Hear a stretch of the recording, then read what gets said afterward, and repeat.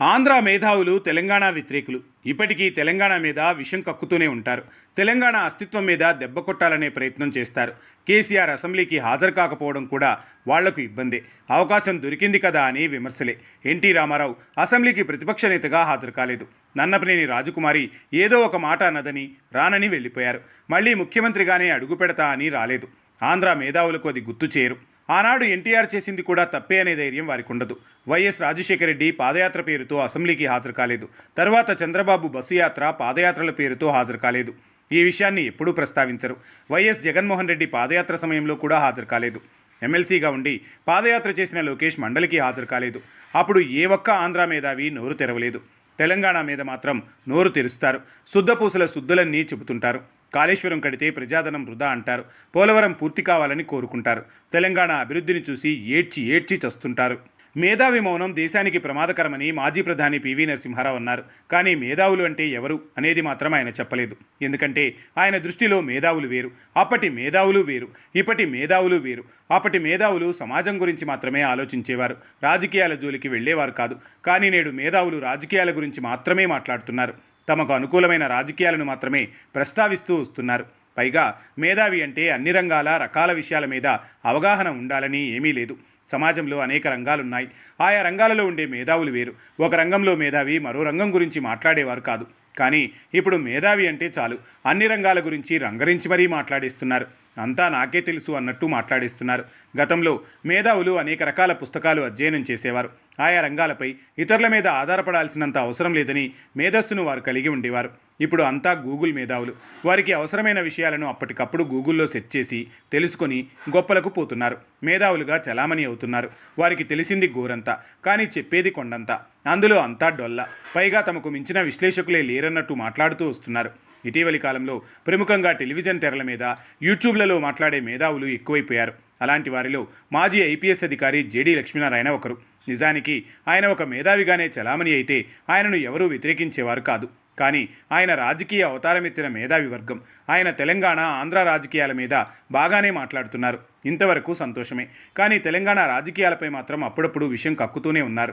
KCR assembly సమావేశాలకు హాజరు కాకపోవడం ఆయన వ్యాఖ్యలు చేయాల్సిన అవసరమే లేదు. కానీ వాటిలో కూడా ఆయన దూరి మాట్లాడినప్పుడు అన్ని విషయాలను ప్రస్తావించాలి. అంతకు ముందు రోజుల్లో అసెంబ్లీకి హాజరు కాని వాళ్ళు ఎంతోమంది ఉన్నారు. వాళ్ల ప్రస్తావన తీసుకురాలేదు. ఇది తప్పు. ఉమ్మడి రాష్ట్రంలో 1989లో తెలుగుదేశం ప్రభుత్వం ఓడిపోయింది. ఎన్టీఆర్ ప్రభుత్వం పడిపోయింది. ఆయన ప్రతిపక్ష నాయకుడిగా ఉన్నారు. అసెంబ్లీ సమావేశాలకు హాజరైన ఎన్టీఆర్ను రాజకీయంగా అప్పటి ప్రభుత్వ చీఫ్ విప్ నన్నపనేని రాజకుమారి ఏదో అన్నారు. దానికి ఆయన ఆత్మాభిమానం దెబ్బతింది. వెంటనే మళ్లీ తాను ముఖ్యమంత్రిగానే సభలో అడుగు పెడతానంటూ వెళ్ళిపోయారు. మళ్లీ ముఖ్యమంత్రి అయ్యే వరకు అసెంబ్లీ ముఖం చూడలేదు. మరి ఆనాడు ఆయన చేసింది మాత్రం ఏపీ మేధావులకు ఒప్పుగానే కనిపించిందా? ఆ విషయాన్ని ఏపీ మేధావులు ఎందుకు ప్రశ్నించరు? తెలంగాణ ఉద్యమ నాయకుడు, తెలంగాణ సాధకుడు, మాజీ ముఖ్యమంత్రి కేసీఆర్ అంటే అంత చులకనగా కనిపిస్తున్నారా? ప్రస్తుతం ఏపీ ముఖ్యమంత్రిగా ఉన్న చంద్రబాబు పాదయాత్ర చేశారు. ఉమ్మడి రాష్ట్రంలో ఆయన ఒకసారి బస్సు యాత్ర కూడా చేశారు. రెండోసారి పాదయాత్ర చేశారు. ఆ సమయంలో ఆయన అసెంబ్లీకి హాజరు కాలేదు. ఆ సమయంలో చంద్రబాబు జీతం తీసుకున్నారు. ఆ విషయం మాత్రం ఏపీ మేధావులు గుర్తు చేయరు. 2004కు ముందు దివంగత వైఎస్ రాజశేఖర రెడ్డి పాదయాత్ర చేశారు. ఆయన కూడా అసెంబ్లీ సమావేశాలకు హాజరు కాలేదు. నేరుగా ఎన్నికలకు వెళ్లారు. పాదయాత్ర తర్వాత ఆయన ముఖ్యమంత్రి అయిన తర్వాతే అసెంబ్లీలో అడుగుపెట్టారు. ఈ మేధావులకు ఆయన కనిపించలేదు. 2014 తర్వాత ఏపీలో ప్రతిపక్ష నాయకుడైన మాజీ ముఖ్యమంత్రి జగన్ కూడా అసెంబ్లీని బాయ్కాట్ చేశారు. పాదయాత్ర చేశారు. ముఖ్యమంత్రిగానే మళ్లీ ఏపీ అసెంబ్లీలో అడుగుపెట్టారు. ఇప్పుడు కూడా ఆయన అసెంబ్లీకి హాజరు కావడం లేదు. గత ఎన్నికలకు ముందు ఎమ్మెల్సీగా ఉన్న ప్రస్తుత మంత్రి లోకేష్ కూడా యువగళం పేరుతో పాదయాత్ర చేశారు. మండలి సమావేశాలకు హాజరు కాలేదు. ఆ విషయం కూడా ప్రస్తావించేందుకు ఏపీ మేధావులకు నోరు రాదు. కానీ తెలంగాణ ప్రతిపక్ష నాయకుడు కేసీఆర్ మాత్రం అసెంబ్లీకి హాజరు కాకపోవడాన్ని తప్పుపడుతుంటారు. ఇక మరో మేధావి జయప్రకాష్ నారాయణన్. ఆయన ఓ మాజీ ఐఏఎస్ అధికారి, కూకట్పల్లి మాజీ ఎమ్మెల్యే, లోక్సత్తా అనే పార్టీకి అధినేత. ఆయన మేధావితనం మరీ విచిత్రం. నీతివంతమైన రాజకీయాల గురించి మాత్రం గొప్పలు అనేకం చెబుతారు. కానీ ఆయన లేని లోక్సత్తాను ఇతరుల చేతుల్లో పెట్టలేదు. ఏకంగా పార్టీనే రద్దు చేశారు. అంటే అప్పటి వరకు పార్టీకి సేవలందించి వారి రాజకీయ జీవితాలు ఆగం చేశారు. లోక్సత్తాకు వచ్చిన విరాళాలు ఏమయ్యాయి? ఆ విరాళాలు ఏదైనా స్వచ్ఛంద సంస్థకు అందించారా? ఏం చేశారు? ఆ సొమ్ములన్నీ ఎటుపోయాయి? అని మాత్రం ఆయన్ను అడగకూడదు. దేశ ఆర్థిక పరిస్థితిలో ఆయనకు తెలిసినంతగా ఎవరికీ తెలియదన్నట్టు మాట్లాడుతుంటారు. ఏపీకి మేలు చేసే వ్యాఖ్యలను చేస్తుంటారు. ఏపీ మీద మమకారం, తెలంగాణ మీద పైకి కనిపించని కోపం ప్రదర్శిస్తుంటారు. ఎంతో తెలివిగా ఆయన ఎమ్మెల్యేగా ఉన్నప్పుడు ఓవైపు లోపల తెలంగాణ వ్యతిరేక రాజకీయం చేసేవారు. పైకి మాత్రం తెలంగాణ వస్తే మిన్ను మిరిగి మీద పడుతుందా అనేవారు. కలిసి ఉంటేనే కలదుసుకమని నీతులు చెప్పేవారు. తెలంగాణ రావడం అలాంటి మేధావులకు సుతారామ ఇష్టం లేని పని. అందుకే తెలంగాణ వచ్చిన 10 ఏళ్ల కాలంలో జరిగిన ప్రగతిని చూసి ఆయన మెచ్చుకున్న దాఖలాలు తక్కువ. తెలంగాణ విషయంలో కాళేశ్వరం మాత్రం తెల్ల ఏనుగు అంటారు. 1,00,000 కోట్లు వృధా చేశారని అనేకసార్లు చెబుతూ వచ్చారు. కానీ ఇప్పుడు ఏపీ బనకచెర్ల ఎత్తిపోతల పథకం వల్ల ఆంధ్రప్రదేశ్కు ఆర్థిక భారమని మాత్రం నోరు తెరవరు. కాళేశ్వరంలో అవినీతి జరిగిందని పదే పదే ప్రస్తావిస్తూ వస్తుంటారు. పోలవరం మీద మమకారం కురిపిస్తున్నారు. అది ఎప్పుడు పూర్తవుతుందా అని ఎదురు చూస్తుంటారు. అందులో జరిగిన అవినీతిని ప్రశ్నించరు. అందరూ ఐఏఎస్లు కావాలనుకోవడం మూర్ఖత్వం అంటారు.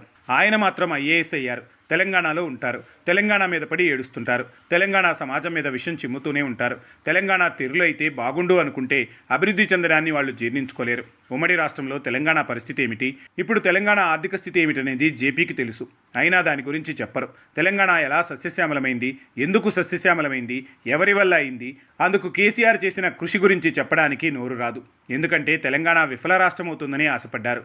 కానీ తెలంగాణ దేశంలోనే శీఘ్రంగా ప్రగతిదారిలో పరిగెత్తింది. కాళేశ్వరం అంటే కేవలం 3 బ్యారేజీలు మాత్రమే అనే అపోహలో ఉన్న కొందరు ఏపీ మేధావులు తెలంగాణ మీద నిత్యం విషం చిమ్ముతూనే ఉంటారు. వీరిలో ఎప్పటికీ మార్పు వస్తుందో